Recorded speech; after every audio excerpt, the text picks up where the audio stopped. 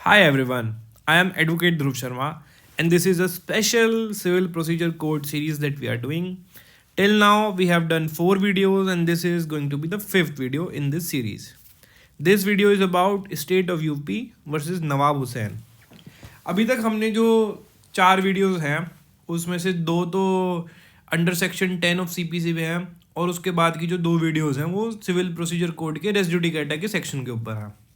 अब ये तीसरी वीडियो होने वाली है रेस जुडिकेटा के सेक्शन के ऊपर और ये एक बहुत ही इंटरेस्टिंग वीडियो होने वाली है क्योंकि इस केस में एक नॉर्मल प्रोसीजर चल रहा था और वहाँ पे एक वकील साहब ने आके पूरा केस ही ट्विस्ट कर दिया और वो केस ऐसे ट्विस्ट करा कि वो केस बेचारा वहीं से शुरू हो गया और फिर सुप्रीम कोर्ट तक गया और जब तक सुप्रीम कोर्ट ने एक अपने पिछले वाले डिसीजन की गलती को रेक्टिफाई नहीं करा तब तक इस केस का एंड नहीं हुआ.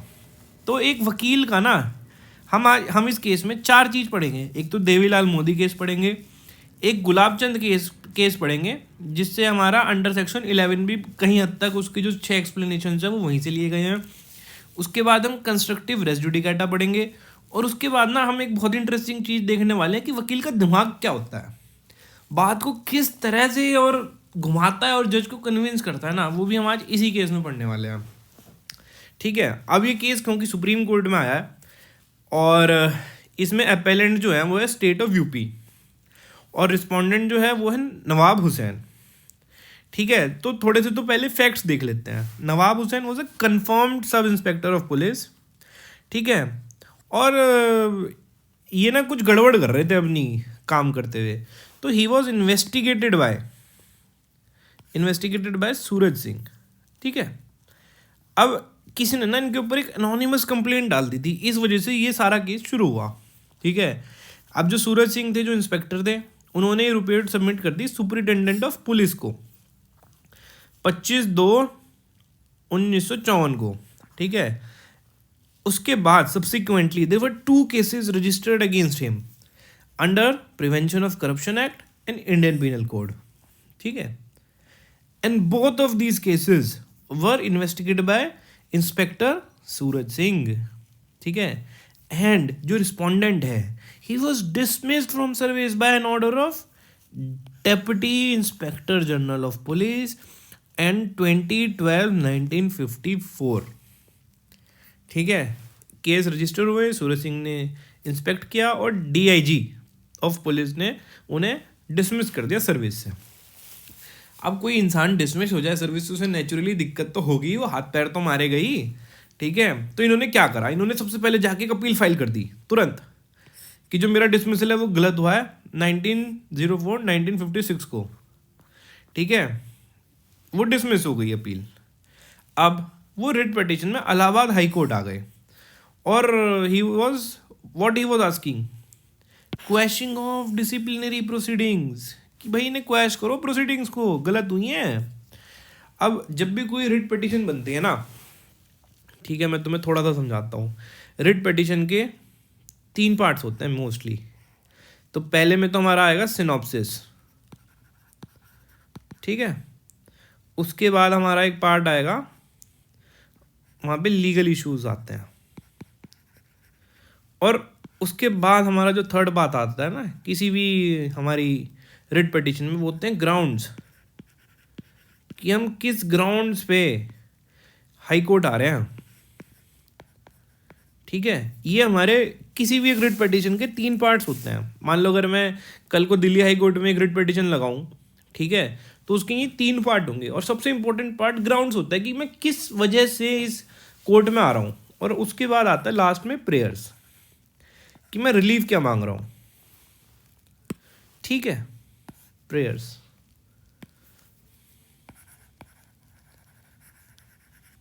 ठीक है. Okay.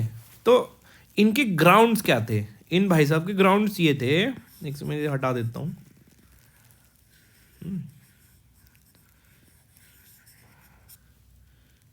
His grounds were, he said कि मुझे ना एक रीजनेबल अपॉर्चुनिटी नहीं मिली.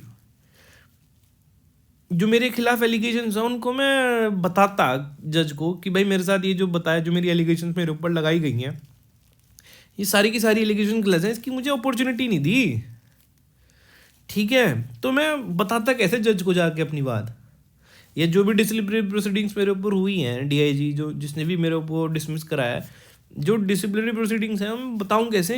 मुझे अपॉर्चुनिटी नहीं मिली, रीजनेबल अपॉर्चुनिटी नहीं मिली। ये इसका मेन ग्राउंड था बंदे का, ठीक है। अब इलाहाबाद हाईकोर्ट ने कहा अरे इसे डिसमिस करो, इन्होंने डिसमिस कर दी 30/10/1957 को डिसमिस। तो यहाँ पे ना ये जो बंदा है नवाब हुसैन, पूरा एक फर्स्ट प्रोसेस और हो चुका। मतलब एक उसने अपना केस डाला, उसे हाई कोर्ट में लेके गया, अब वहाँ पे ख़त्म हो गया। अब दोबारा से शुरू करता है। भाई कोई सर्विस से डिसमिस हो जाए तो अच्छा थोड़ी लगेगा उसे, पूरे हाथ पैर मारेगा, कोई भी लीगल दाव पेंच निकाल के जज के चेम्बर में लेके जाएगा अपनी बात को, तब तक ख़त्म नहीं होगा, ठीक है। अब क्या हुआ, बहुत ही मज़ेदार यहाँ से शुरू होगा। इन भाई साहब ने जाके दोबारा से सिविल केस डाल दिया, ठीक है, in the court of civil जज इटाहा 7/01/1960 को, 6 साल के बाद, ठीक है। और उसमें ग्राउंड एक बहुत ही इंटरेस्टिंग ग्राउंड बनाया। अब यहाँ पे ना असली में वकील का दिमाग देखना कि केस को कैसे घुमाएगा बात को, ठीक है। तो ग्राउंड क्या बनाया, he said he was appointed by inspector general of police हैं, and that deputy general of police was not competent to dismiss me, and by the virtue of provisions of article 311 and 1 of constitution of India, ये बात बिल्कुल ठीक लगी, ठीक है, कि अगर मुझे अपॉइंट आईजी कर रहा है तो डीआईजी मुझे डिसमिस कैसे कर सकता है? 311(1) में ऐसा कर ही नहीं सकते। अब ये ग्राउंड एक ऐसा ग्राउंड है कि अब चाहे तुम सुप्रीम कोर्ट जाओ, चाहे तुम इंटरनेशनल हाई कोर्ट जाओ, ये ग्राउंड तो चलेगा जी, ठीक है। अब यहाँ पे ना बहुत ही मज़ेदार होने वाला है। देखो, स्टेट ऑफ यूपी जो कंटेंडेंट है इस केस में, वो सुप्रीम कोर्ट आए एंड दे सेड कि this suit was barred by res judicata. अब जब बंदे ने एक प्रोसेस पूरा कर लिया, ठीक है, इलाहाबाद हाई कोर्ट ने एक बार उसको पूरी अपॉर्चुनिटी दे दी और उसका सूट डिसमिस कर दिया, तो वो दोबारा कैसे आ सकता है? बात ठीक हो, बात भले ठीक हो कि 311 के एक में उसे हटा नहीं सकते, पर आ कैसे सकता है वापस? अब ये जो है ना, यही मुझे सबसे बड़ी चीज़ लगती है, वकील का दिमाग। तर्क इतना अच्छा रख दिया ना इन्होंने, ये जो ग्राउंड है इतना अच्छा बना के रख दिया कि इसे कोई काटे तो काटे कैसे। अब तरीका सिर्फ एक था, सामने वाली पार्टी के पास सिर्फ एक ही तरीका था, उस चीज़ का नाम था रेस जुडिकेटा, कि जब उसने पहले एक ग्राउंड उठा लिया तो दोबारा नहीं उठा सकता। अब ये दो वकीलों के दिमाग का क्लैश है, अब कितना मज़ेदार क्लैश है, अब आगे देखो, ठीक है। इसमें रीजनिंग दिखेगी हमें सुप्रीम कोर्ट की। तो जो हमारे ये हैं स्टेट ऑफ यूपी हैं, they said all matters in issue in this case have been raised or ought to have been raised both in writ petition and special appeal. जब वो अपनी रिट पिटिशन पहले वाली लगा रहा था, इलाहाबाद हाईकोर्ट वाली जो फर्स्ट प्रोसेस हमने देखा, वहाँ बताता ना ये बात आके, अब आके क्यों बोल रहा है सुप्रीम कोर्ट में, तब बोलता, ठीक है। ट्रायल कोर्ट ने इसका वैसे डिसमिस कर दिया है, ठीक है। Trial court dismiss the suit on 21/7/1960 mainly on the ground that DIG of police would be deemed to be plaintiff appointing authority। अब ये डिसीजन भी बिल्कुल गलत है, बिल्कुल गलत डिसीजन, ठीक है। And he said this is not barred by res judicata. उसने डिसमिस ये कह के करा कि रेस जुडिकेटा से तो बैड नहीं है, पर डीआईजी जो है ना वो डीम्ड अथॉरिटी मानी जाएगी। बिल्कुल ही गलत डिसीजन, बट एनीवे आगे बढ़ते हैं। और डिस्ट्रिक्ट जज जो है ना, अभी तो ट्रायल जज था, अब डिस्ट्रिक्ट कोर्ट के पास आई। डिस्ट्रिक्ट जज upheld the trial court decision and dismissed appeal on 5/02/1963। तो ये बंदा ट्रायल कोर्ट गया सेकंड प्रोसेस में, ठीक है, ये सेकंड प्रोसेस चल रहा है, वहाँ से उसकी अपील डिसमिस हो गई। अब ये उसके बाद डिस्ट्रिक्ट जज के पास गया, वहाँ से भी उसकी अपील डिसमिस हो चुकी है। अब रिस्पोंडेंट ने क्या करा, जो नवाब हुसैन जी हैं, he preferred a second appeal which has been allowed by impugned judgment of High Court 27/03/1968 and the suit has been decreed। अब जो अच्छा ठीक है, अब ये सेकंड अपील में हाई कोर्ट चला गया। हाई कोर्ट में जब ये गया, ठीक है, वहाँ पर ये इसकी अपील अलाउ हो गई। ठीक है, हाई कोर्ट को वहाँ के एक वकील ने ये समझा दिया कि ये जो केस है वो रेस जुडिकेटा से बैड नहीं है, और क्योंकि जो उसे अथॉरिटी अपॉइंट कर रही थी वो तो इंस्पेक्टर जनरल ऑफ पुलिस थी, और जो अथॉरिटी उसे डिसमिस कर रही थी वो डीआईजी ऑफ पुलिस थी। तो ये गलत है, डीआईजी अब डिसमिस कर नहीं सकता, उसे आईजी ही डिसमिस कर सकता है, और आईजी ने ऐसा करा नहीं। तो ये जो होल प्रोसेस मेरे क्लाइंट के ऊपर हुआ है ये गलत हुआ है। अब वो बात हाई कोर्ट को सही लगी, इलाहाबाद हाई कोर्ट को, तो उन्होंने वो अलाउ कर दी। अब इस बात से नेचुरली अपेलेंट जो है स्टेट ऑफ उत्तर प्रदेश उन्हें दिक्कत हो गई होगी। अब वे आए supreme court by special leave. ठीक है, अब आगे देखो हाई कोर्ट, ठीक है, हाई कोर्ट के डिसीजन की बात होगी। High court had taken the view that suit was not barred by res judicata and that respondent was wrongly dismissed by DIG of police। DIG कर कैसे सकता है, जब IG उसे अपॉइंट कर रहा है तो DIG उसे डिसमिस कैसे कर सकता है। ये बात हाई कोर्ट को बिल्कुल ठीक लगी, पर ये बात हालांकि ठीक है पर लॉ में गलत है। लॉ में तो रेस जुडिकेटा देखते हैं, चलो आगे। इसमें हाई कोर्ट क्या कहती है, नहीं ये जो है ये तो सुप्रीम कोर्ट का है, और वो साफ बता रहे हैं as we have reached in conclusion that High Court committed an error of law in deciding the objection regarding bar of res judicata and it will not be necessary to examine the other point। Other point examine करने की जरूरत ही नहीं है। उसे DIG ने सही तरीके से डिसमिस करा, उसे डीआईजी ने गलत तरीके से डिसमिस करा, ये तो हमें देखना ही नहीं है। हमने तो इतना देखा, ठीक है, कि हाई कोर्ट ने जो रेस जुडिकेटा पे डिसाइड किया वो गलत किया, बाकी बात ही खत्म है। वहाँ पे रेस जुडिकेटा लगेगा, आ ही नहीं सकता ये बंदा दोबारा से सेकंड प्रोसेस में, कैसे आ जाएगा।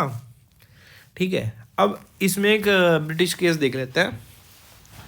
इन Marginson versus Blackburn borough council the principle of estoppel per res judicatam is a rule of evidence. ठीक है, broader rule of evidence which prohibit the reassertion of a cause of action. एक cause of action को दोबारा नहीं reassert कर सकते, and it was made because of two reasons, so that the finality and the conclusiveness of judicial decisions for final termination of disputes. Second, interest of individual, he should be protected from multiplicity of litigations. कि भाई तुम एक ही चीज़ को दोबारा से एक और case डाल के, उस केस के बाद दोबारा से एक और केस डाल के थोड़ी परेशान कर सकते हो। एक सूट में जो बात तुम्हें बोलनी है बोल दो, बात खत्म करो। ठीक है, it serves not only public but a private purpose bye obstructing the reopening of matters. It is necessary for the court to recognize that a cause of action which results in a judgment must lose its identity and vitality and merge with the judgment when pronounced।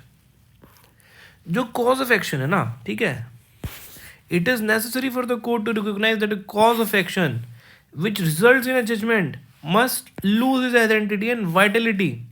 एक बार cause of action judgement में बदल गया, वहाँ पे उसकी identity और Vitality खत्म हो जानी चाहिए।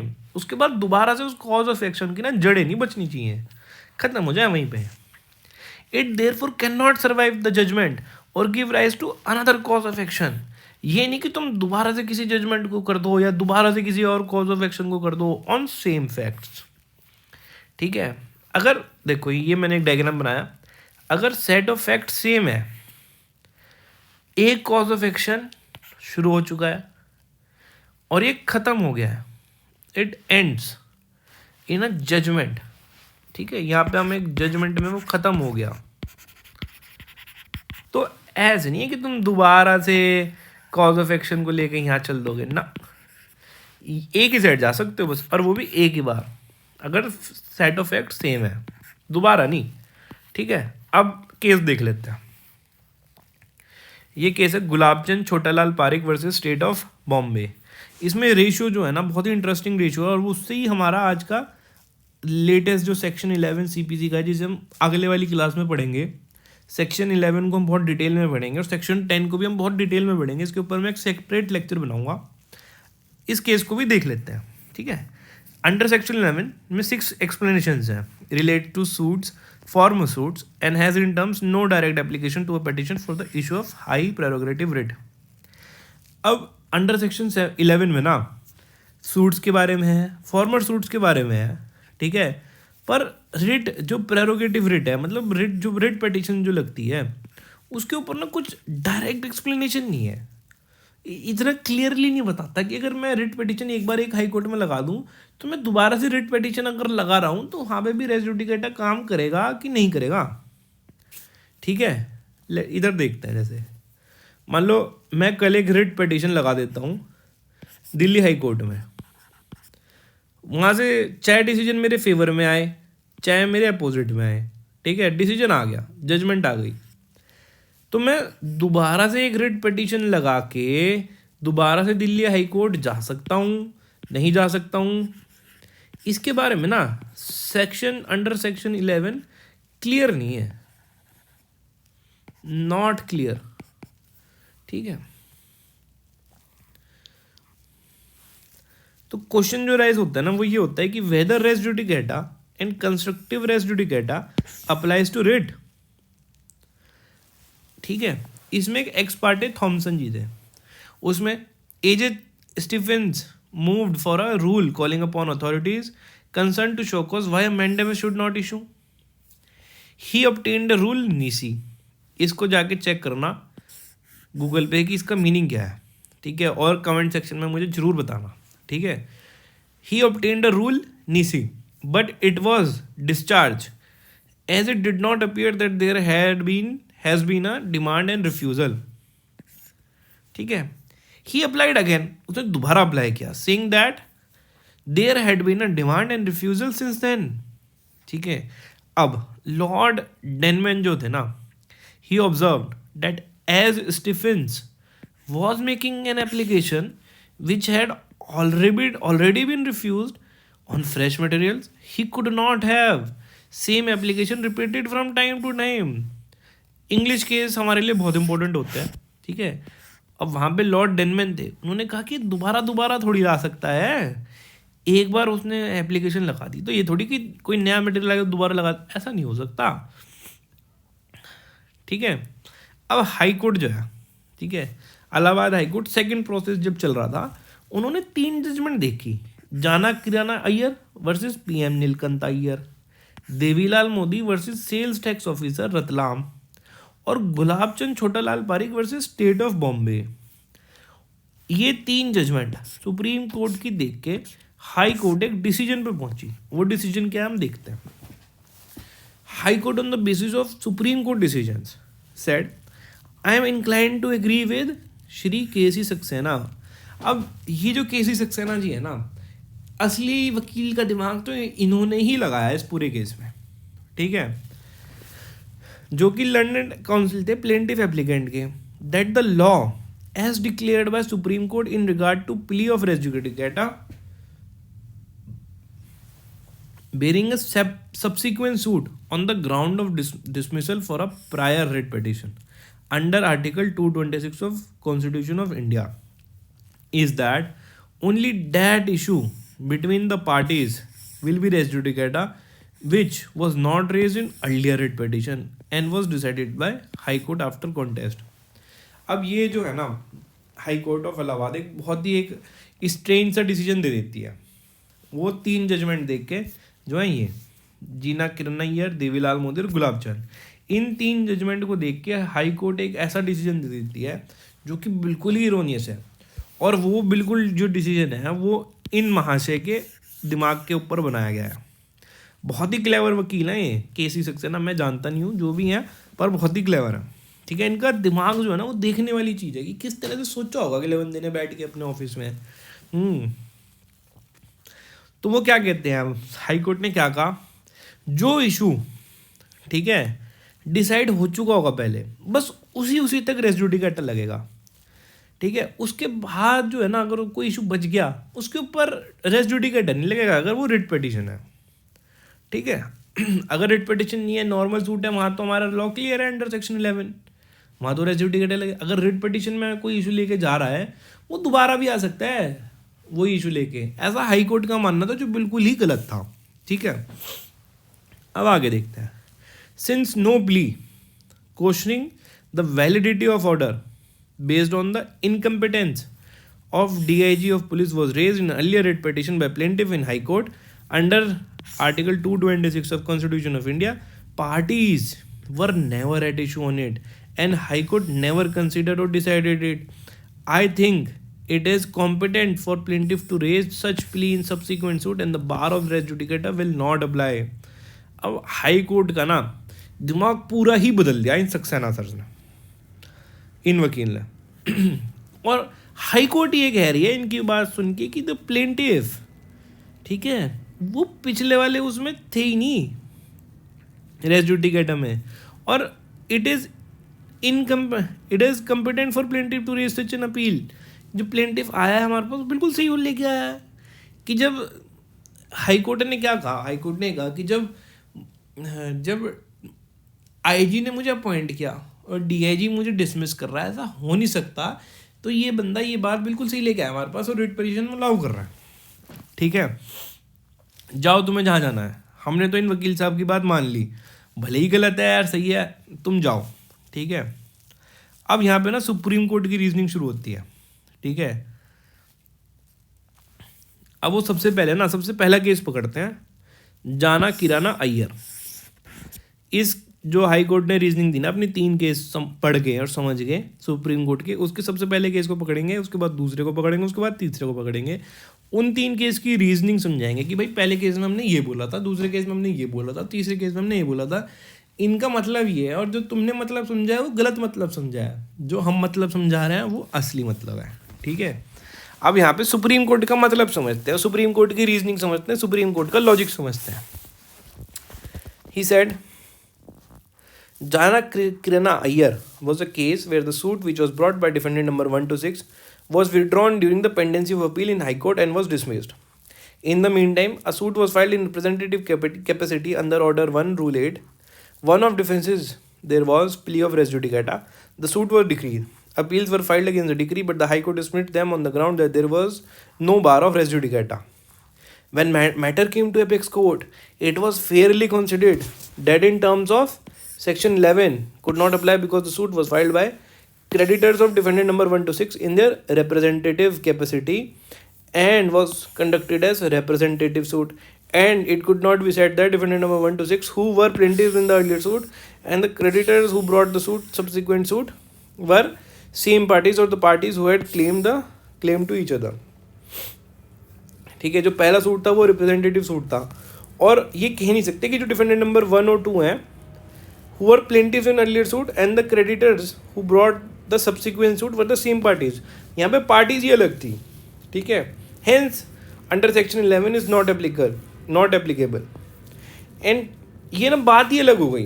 ठीक है, यहाँ पे इशू तो सेम है, पार्टीज डिफरेंट है, तो पार्टीज का सेम होना भी बहुत जरूरी है। तो सुप्रीम कोर्ट ने क्या कहा कि सेक्शन अंडर सेक्शन 11 एप्लीकेबल नहीं है।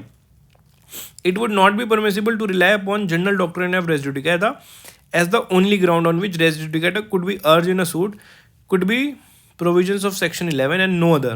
That was therefore quite a different case and High Court failed to appreciate that it had no bearing on the present controversy. High Court then considered 2 other cases, Devilal Modi and Gulab Chand case. अब high court की interpretation देख लेते हैं fast. ठीक है, it was held that the decision of high court on a writ petition under article 226 on the merits on a matter after contest will operate as res judicata in a subsequent regular suit between same parties with respect to same matter. As appear from report above, view was that majority view of the court and the question whether the principle of constructive res judicata can be invoked by a party to the subsequent suit on the ground that the matter which might or ought to have been raised in an earlier suit was left open. अब जो मतलब ऐसे समझो कि एक subsequent suit किसी बंदे ने फाइल करा, उसने वहाँ पे आके कहा कि एक मैटर, एक इशू जो था ना वो ओपन रह गया पिछले वाले केस में। अब जो वो पिछले वाले केस में क्योंकि वो ओपन रह गया, इस वजह से हम इस वाली रिट पिटीशन में उसको लेके आ सकते हैं, ये कहना है।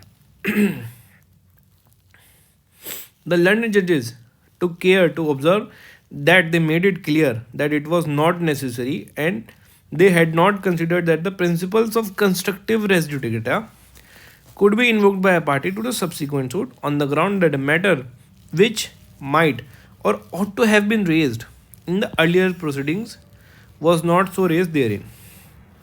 High Court, as we shall show, that was quite an erroneous view of decision of this court on the question of res judicata.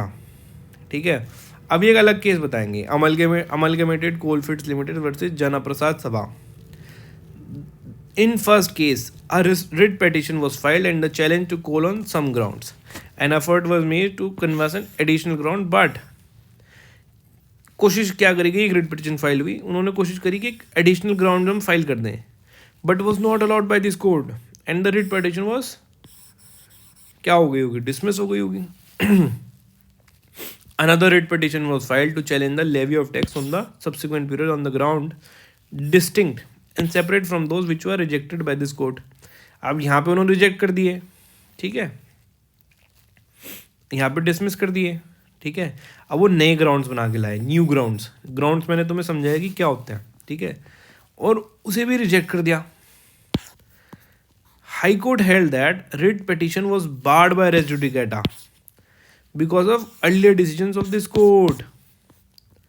Matter came to apex court in appeal in second case. Question that arose whether the principle of res judicata was applicable to petitions under Article 32 and Article 226 of Constitution of India or not. अब इसका answer, it is significant that the attack against the validity of notices in the present proceedings is based on ground different and distinct from the grounds raised earlier on the earlier occasion. It is not as if the same grounds as urged on earlier occasion is placed before the court in another forum. The grounds now urged are entirely distinct, and so the decision of High Court can be upheld only if the principle of constructive res judicata can said to be applied in writ petitions filed under Article 32 and Article 226. ठीक है, इन्होंने कहा कि high court का decision हम तभी appeal कर सकते हैं जब principle of constructive res judicata apply करे writ petition under article 32 and article 226 में भी. कंस्ट्रक्टिव रेस जुडिकेटा का मतलब है कि मान लो देखो, मतलब इसका ब्रॉडर है ना, ये है, मान लो मैं एक प्लेंटिफ हूं, ये मेरा सूट है, इसे मैं लेके यहाँ जाता हूँ कोर्ट में, ठीक है. कोर्ट ने एक जजमेंट दे दी फेवर में, अगेंस्ट में, वो बात की बात है. अब मेरे को ना मान लो फेवर में नहीं मिली जजमेंट, अब मैं अपने वकील के पास जाता हूँ जो थोड़ा समझदार हो या क्लेवर हो, उसे कहता हूँ कि भाई एक सूट बना और अच्छा सा बना, उसमें नए ग्राउंड्स ले, न्यू ग्राउंड्स फाइल करो उसे दोबारा. तो ये अलाउ होना चाहिए, डिसअलाउ होना चाहिए. कोई नया ग्राउंड में ले आऊँ, डिसअलाउ होगा तभी तो बात बनेगी, क्योंकि कोर्ट ने अपना पूरा एक बार माइंड एक बार लगा लिया तो वो दोबारा तो नहीं लगाएगी. इतना टाइम तो नहीं है कोर्ट के पास, ना इतना कोर्ट है हमारा, इतना टाइम है किसी लिटिगेंट के पास. तो एक ही बार में डिसाइड करो. इसको ही, इसका ही मीनिंग है कंस्ट्रक्टिव रेस जुडिकेटा.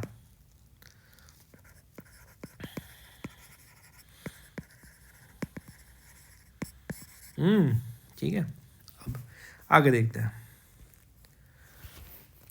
दे सेड कि in our opinion constructive res judicata is a special and artificial form of res judicata enacted under section 11 of CPC and should not be generally applied to writ petitions filed under article 32 or article 226.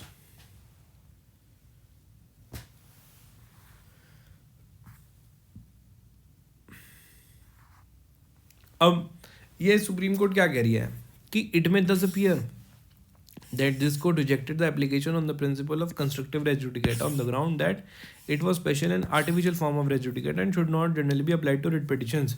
But the matter did not rest there. कि ऐसा लग सकता है तुम्हें कि court ने कह दिया कि res judicata रिट पिटिशंस पर नहीं लगेगा, पर मैटर यहाँ पे ख़त्म नहीं होता. ठीक है, अब आगे देखो. सुप्रीम कोर्ट की इस केस में रीजनिंग है ना, माशाल्लाह बहुत ही बढ़िया है, एकदम मज़ा आ गया. अब देवीलाल मोदी का जो केस है ना, उसमें जो ये गजेंद्र गडकर जो जज हैं, इन्होंने ही अमलगेमेटेड कोलफील्ड जजमेंट भी दी थी और इन्होंने ही देवीलाल मोदी के केस में भी बोला था. अब देखो इसमें क्या मतलब है. अब petitioner उस केस में was assessed to sale tax and filed a writ petition to challenge the assessment. The petition was dismissed by High Court and he came to appeal in this court. He sought to make an additional contentions in this court but was not permitted to do so. He therefore filed another writ petition in the High Court raising the additional contentions and challenged the order of assessment for the same year. ठीक है, High Court dismissed the petition on merits and case came up again to this court. ठीक है, legal question. The question which specifically arose was consideration whether the principle of constructive res judicata was applicable to writ petition of that kind. While observing that the rule of constructive res judicata was in a sense and somewhat technical or artificial rule prescribed by the Code of Civil Procedure, this rule postulate that if a plea could have been taken by a party in a proceeding between him and his opponent, he would not be permitted to take a plea against the same party in a subsequent proceeding which is based on the same cause of action. But basically, even this view is founded on the same consideration of public policy. कहना बिल्कुल साफ है कि अगर एक बार एक party ने एक प्ली ले ली, ठीक है, तो वो दोबारा से सब्सिक्वेंट प्रोसीडिंग में और सेम कॉज ऑफ एक्शन में दोबारा तो नहीं आ सकता. ऐसे तो पब्लिक पॉलिसी डिस्टर्ब हो जाएगी. ठीक है, पब्लिक पॉलिसी मेन ग्राउंड है. ठीक है, बिकॉज इसकी रीजन भी सुनो. Because if the doctrine of constructive res judicata is not applied to writ proceedings, it would be open to the party to take one proceedings after another and urge new grounds every time. भाई हर बार नए नए grounds बना के लाते रहेंगे एक petition में, new grounds, तो ये कोर्ट अलाउ थोड़ी कर देगी, डिसअलाउ होगा. हर बार रेस जुडिकेटा तो लगेगा ही.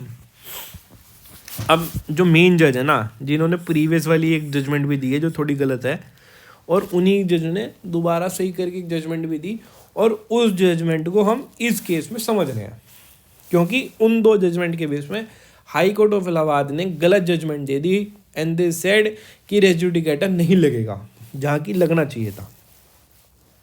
While taking that view, Gajendragadkar CJ tried to explain earlier decision in Amalgamated Coalfields Limited versus Janapada Sabha and categorically held that the principles of constructive res judicata was applicable to writ petitions also.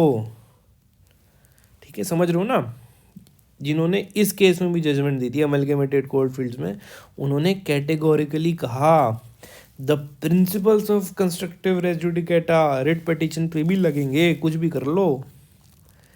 As has been stated that the case was brought to notice of the High Court, but its significance appeared to have been lost because the decisions in Janikram Iyer and gulab Chand case. ठीक है, इस case की जो judgement है ना amalgamated coalfields की, इसको भी वो लेके आए. उन्होंने जज को समझाने की कोशिश करी कि ये सही जजमेंट है, ये वाली नहीं है, जनक अय्यर वाली नहीं है. पर हाई कोर्ट के जज को लगा कि नहीं, अगर कोई इशू पहले ओपन हो रहा, मतलब पिछले वाली रिट पिटीशन में कोई इशू ओपन रह गया, उसे वो नई वाली रिट पिटीशन में उस ओपन इशू को पकड़ के वो ला सकते हैं. ठीक है, ये उनके दिमाग में रही होगी बात, और ये बात उनके दिमाग में उसी वकील ने डाली है जो कि जिसको मैं कह रहा हूँ अभी तक वकील का दिमाग, असली वकील का दिमाग वही है. पूरे केस को ट्विस्ट कर दिया एक गलत बात बोल के. Now see Gulab Chand case. इसमें लीगल क्वेश्चन क्या था? Question whether a decision of the high court on the merits on a certain matter after context in a writ petition under article 226 of the constitution of India operates as res judicata in a regular suit with respect to same matter between same parties. अब एक matter जो under article 226 में हो गया वो regular suit में भी लगेगा क्या, रेस जुडिकेटा. अब इसमें रघुबर दयाल जज थे और उनकी रीजनिंग समझो कितनी क्लेवर, बढ़िया एकदम reasoning. Spoke for the majority.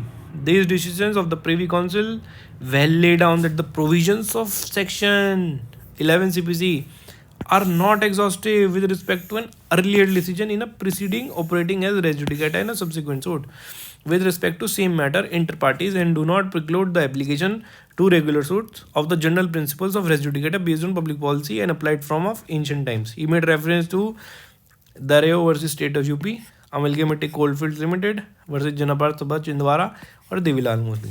ठीक है, दोबारा से देख लेते हैं इन्होंने कहा क्या. The decisions of privy council well lay down that the provisions of under section 11 CPC are not exhaustive with respect to an earlier decision in a proceeding operating as res judicata in a subsequent suit with respect to same parties interested and do not preclude application to regular suits of general principles of res judicata based on public policy and applied from ancient times. ठीक है, ratio. As a result of above discussion, we are of the opinion that the provisions of section 11 CPC are not exhaustive with respect to an earlier decision operating as res judicata between same parties on the same matter in a controversy in a subsequent regular suit, and that on general principles of res judicata any previous decision on a matter in controversy decided after full contest, जो matter पूरे contest के साथ decide हो गया और जिसमें fair opportunity भी मिल चुकी, to prove their case by court competent to decide and will operate as res judicata in a subsequent regular suit. Subsequent regular suit में ऑपरेट करेगा ही करेगा जहाँ पे एक पार्टी को पूरी अपॉर्चुनिटी मिल चुकी है कि पूरे अपने ग्राउंड्स लेके आ जाओ, बहस कर लो, बातचीत कर लो, एविडेंस दे दो, ट्रायल पूरा हो गया, उसके बाद दोबारा अपॉर्चुनिटी नहीं मिलेगी, कुछ भी कर लो. It is not necessary that the court deciding the matter formally be competent to decide the subsequent suit, or that former proceeding and the subsequent suit have the same subject matter. The nature of proceedings is immaterial. पहले वाला case चाहे कहीं पे भी लगाओ, दूसरे वाला case चाहे कहीं पे भी लगाओ, ये इमेटीरियल है. मेटीरियल बस ये है कि सेम पार्टीज हैं, कॉज ऑफ एक्शन सेम है, उन्होंने कंटेस्ट कर लिया, जजमेंट आ गई, सारी बात हो गई, अब रेस जुडिकेटा लगेगा.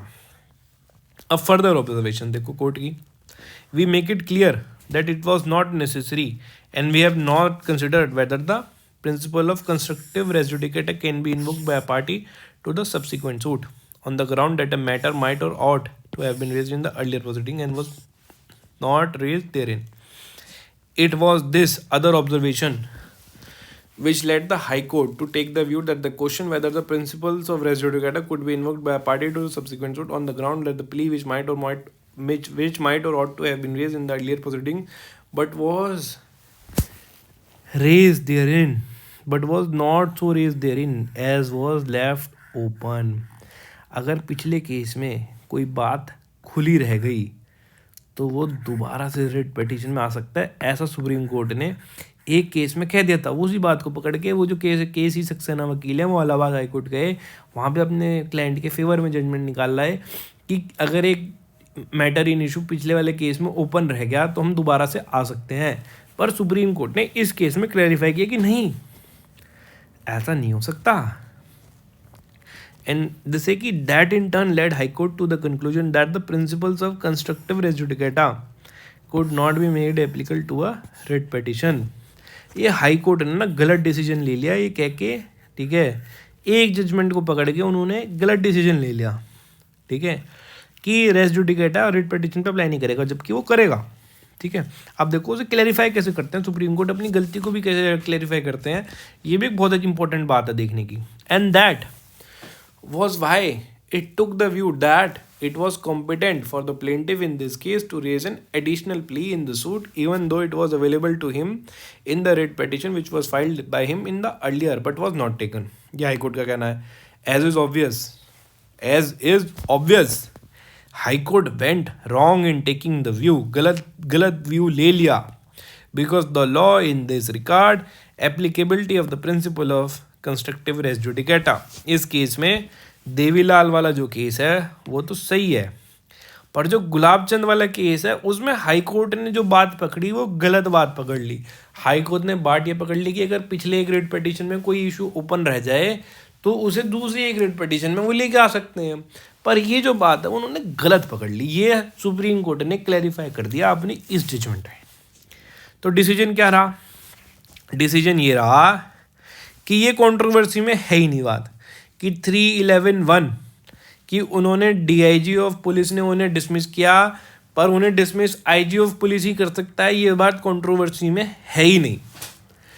दूसरी बात, it is not in controversy that it was an important plea which was within his knowledge of which was within the knowledge of the respondent and could have been taken in writ petition, but it took different pleas saying कि मुझे notice नहीं मिला, मेरे को time नहीं मिला, ये वो फलाना। उसने जो भी बातें बोली ये भी कंट्रोवर्सी में नहीं है, ठीक है। कंट्रोवर्सी में क्या है? It was therefore not permissible for him to challenge his dismissal in the subsequent suit on the ground that he had been dismissed by an authority subordinate to that in which he was appointed, that was clearly barred by the principle of constructive res judicata, and High Court erred in taking a contrary view. Main judgment की जो decision है वो ये है कि high court ने गलत view ले लिया, और जो सही व्यू है वो तो ये है कि भाई देवीलाल मोदी का केस अप्लाई करेगा। एक रिट पिटीशन में अगर कोई इशू रह जाता है, खुला भी रह जाता है, पार्टी नहीं उठाती, उसे मौका मिलता है फिर भी पार्टी नहीं उठाती, तो वो दूसरे केस में आके वो जो ग्राउंड जो बचा रह गया वो उठा नहीं सकती। अब हालांकि इनकी बात ठीक थी, 311(11) में जूनियर सबॉर्डिनेट अगर तुम्हें सुपीरियर ने अपॉइंट कराया है और तुम्हें सबॉर्डिनेट उसका सबॉर्डिनेट तुम्हें हटा रहा है तो ऐसे हटा नहीं सकता, उससे ऊपर ही हटा सकता है या वो ही हटा सकता है, उससे नीचे वाला नहीं हटा सकता। ये 311(1) में बिल्कुल बात लिखी हुई है। पर सुप्रीम कोर्ट ने क्या देखा? सुप्रीम कोर्ट ने देखा कि हम ये तो कंट्रोवर्सी में ही नहीं है बात, आप दोबारा आ ही नहीं सकते जनाब, तो कंट्रोवर्सी में ही नहीं है ये बात। ये बात भी कंट्रोवर्सी में नहीं कि नोटिस मिला नहीं मिला, तुमने क्या प्ली ली क्या प्ली नहीं ली। हमें तो बस एक ही बात से मतलब है कि तुम दोबारा से रिट पिटीशन में वही बात लेके आ सकते हो कि नहीं आ सकते हो। तो इनका कहना है कि नहीं, बिल्कुल नहीं आ सकते, और यही हमारा बेसिस है कंस्ट्रक्टिव रेस जुडिकेटा, ठीक है। तो आज हमारी ये 5th वीडियो ख़त्म हुई, ठीक है। इसके बाद अगर आपको वीडियो अच्छी लगी होगी तो मुझे कमेंट्स में बताना। इसके बाद मैं कोशिश करूँगा सेक्शन 10 सेक्शन 11 पे वीडियो लाने की, ठीक है। Bye bye, till then good night, see you again in the next video.